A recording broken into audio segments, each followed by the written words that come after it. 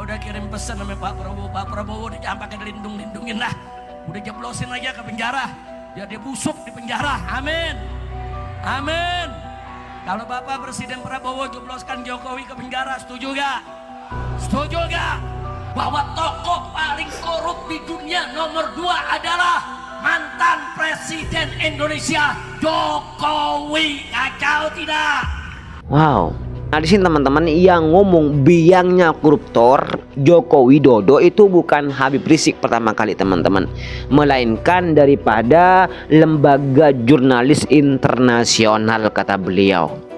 Jadi ini bukan ceramah provokator, tetapi ini ceramah kebaikan untuk masa depan bangsa kita, kebaikan untuk rakyat, kebaikan untuk kita bersama teman-teman. Jadi jangan anggap ini ceramah provokator, ceramah penuh kebencian, ceramah pemecah belah. Tidak. Kita lihat dulu apa yang disampaikan oleh Habib Rizik. Untungnya ini kepada siapa teman-teman? Kalau misalkan ini biangnya betul-betul ditangkap, betul-betul dicoblosan ke penjara, yang untung siapa? Ya rakyat teman-teman. Semua akan kembali kebahagiaan kepada rakyat. Oke teman-teman, di segmen kali ini kita bersama-sama mereaksi terkait daripada ceramah Habib Rizik teman-teman, yang mana beliau di sini meminta kepada Bapak Presiden Prabowo Subianto untuk secepatnya menangkap mantan Presiden Republik Indonesia, yakni Joko Widodo. Di sini teman-teman, bukan tanpa alasan Habib Rizik meminta kepada Prabowo untuk menangkap Jokowi. Tetapi di sini ada beberapa alasan Habib Rizik meminta Bapak Prabowo untuk secepatnya menangkap mantan Presiden Republik Indonesia, yakni Joko Widodo. Nah, di sini videonya. Sebelum saya akhiri, barusan saya ditanya sama Kiai Oyo. Beliau bisikin saya nanya, Habib, cara ngebasminya bagaimana? Masih mikir teman-teman. Mau tahu cara basminya? Tahu. Betul. Betul. Tangkap biangnya dulu.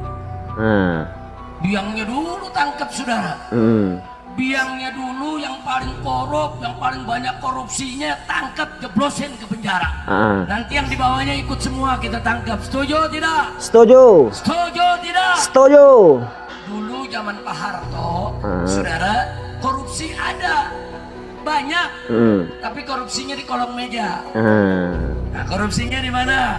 Di kolong meja. Kolong meja. Masuk zaman reformasi, saudara, korupsinya naik di atas meja. Paham? Paham. Paham. Paham. Kayak di zaman Jokowi, meja-mejanya dikorupsi. Kacau tidak? Kacau. Kacau tidak? Kacau. Nah ini bukan saya yang ngomong, bukan. Ini lembaga jurnalis internasional, saudara. Nah di sini teman-teman, ceramah Habib Rizik terkait daripada permintaan beliau kepada Bapak Prabowo Subianto ya untuk menyelesaikan masalah yang ada di Indonesia ini. Cara mengatasinya, biangnya ditangkap terlebih dahulu, yakni Joko Widodo, biang kerok daripada permasalahan yang ada di Indonesia terkait daripada masalah korupsi teman-teman. Ya, biangnya katanya Bapak Joko Widodo. Nah di sini teman-teman, yang ngomong biangnya koruptor Joko Widodo itu bukan Habib Rizik pertama kali teman-teman, melainkan daripada lembaga jurnalis internasional, kata beliau. Jadi ini bukan ceramah provokator, tetapi ini ceramah kebaikan untuk masa depan bangsa kita, kebaikan untuk rakyat, kebaikan untuk kita bersama teman-teman. Jadi jangan anggap ini ceramah provokator, ceramah penuh kebencian, ceramah pemecah belah. Tidak.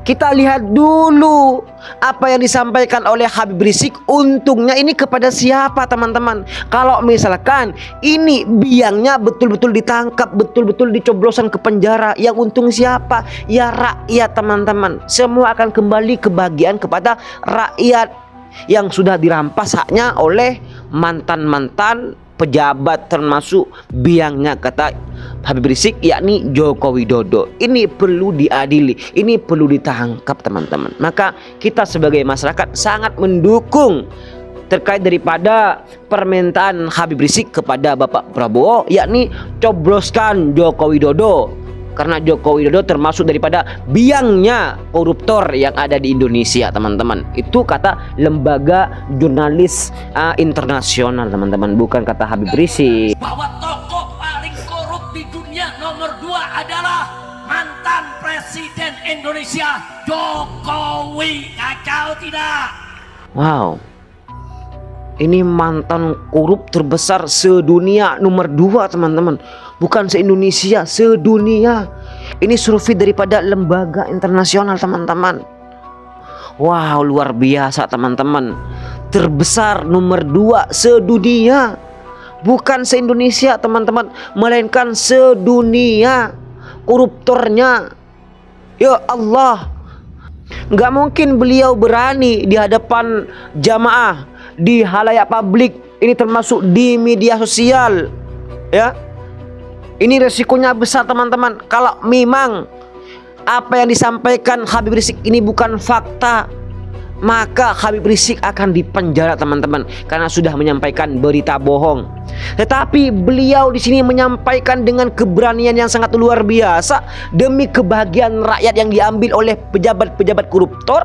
Beliau lontarkan dengan fakta yang sebenarnya dan menyampaikan kepada Bapak Presiden Prabowo Subianto untuk secepatnya membasmi, ya, membasmi. Siapa yang harus dibasmi terlebih dahulu?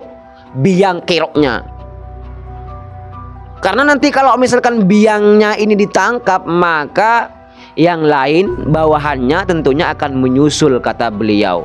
Tentunya semakin mudah untuk menangkap.